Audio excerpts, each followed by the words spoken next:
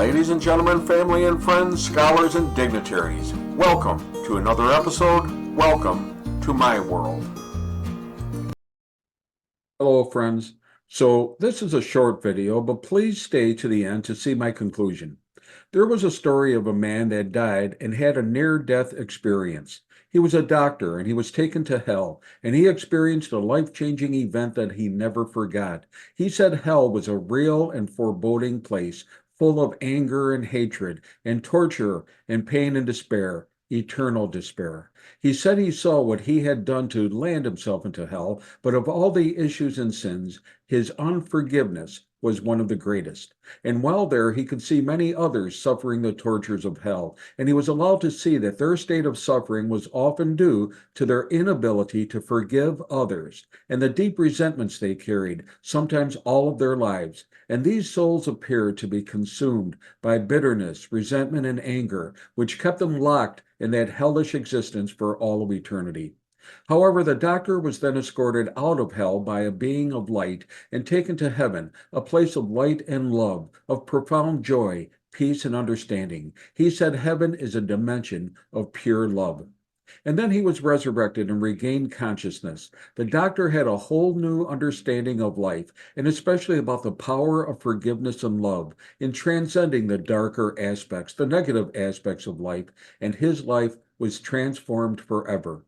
And for those of you who read about near-death experiences, this isn't uncommon. There are many testimonials about NDEs and how people have reported that upon being brought back to life, they found that one of the gravest of sins that leads our souls into hell is unforgiveness.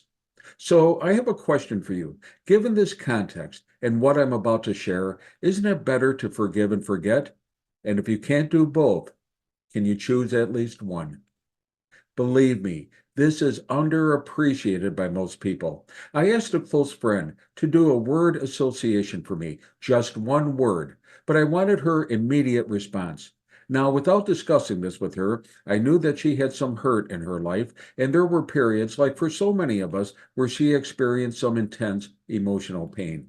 So I asked her, what was the first word that came to her mind when I said the word forgiveness? And almost immediately she said cleansing. And I nodded my head because I understood. But then she looked at me and she said relief. And then she looked at me and she said freedom.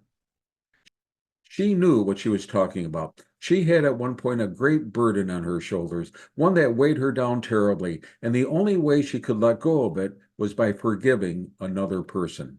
You see, if you want cleansing of your mind, cleansing of your heart, and cleansing of your soul, you need to forgive.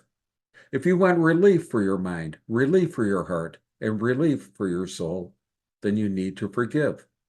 If you want freedom for your mind, freedom for your heart, and freedom for your soul, then you need to forgive. Nothing has broken more families apart than unforgiveness. Nothing has broken more friendships apart than unforgiveness. Nothing has broken more countries apart, even to the point of war, than unforgiveness. And nothing destroys peace of mind more than unforgiveness. And sometimes this can last decades, even generations. Understand this, unforgiveness leads to resentment, and resentment can eat you alive. But from both a practical perspective, a spiritual perspective, and from a human relations perspective, forgiveness is a superpower, and it's a superpower that we all have, if we want to use it. Forgiveness gives us an inner grace, a healing that allows us to let go and transcend hatred instead of allowing it to eat at you. And it removes the toxicity, the poison of resentment, and it's the only thing that can do that. So one of the biggest lessons we can learn in life is knowing when and how to let something go. We all feel anger, even resentment when we are wronged or when something bad happens to us. But the key is not to get stuck in that place of anger, not to stay in that place, and certainly not to harbor that resentment because it will grow and only hurt us and the people we love even more.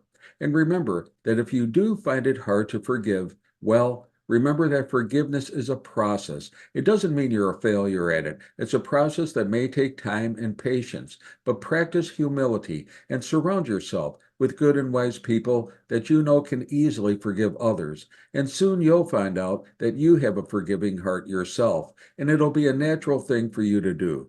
Forgive not until it's a decision you have to think about, but until it becomes your lifestyle. Oh, and one other thought. A wise person once said to forgive and forget, but if you can't do both, then choose one.